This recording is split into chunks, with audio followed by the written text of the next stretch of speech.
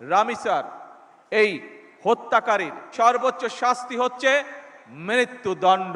ইনশাআল্লাহ আগামী 1 মাসের মধ্যে নিশ্চিত করবে।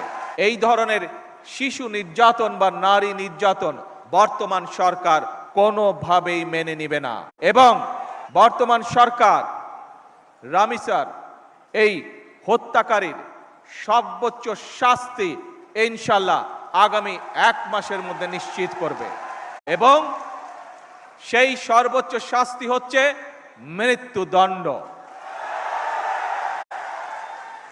যাতে করে ভবিষ্যতে আর কোনো ব্যক্তি মানুষ এইভাবে শিশু বা নারী নির্যাতন করার সাহস না। রামি স্যার এই হত্যাকারীর সর্বোচ্চ শাস্তি হচ্ছে মৃত্যুদণ্ড। ইনশাআল্লাহ আগামী 1 মাসের মধ্যে নিশ্চিত করবে। এই ধরনের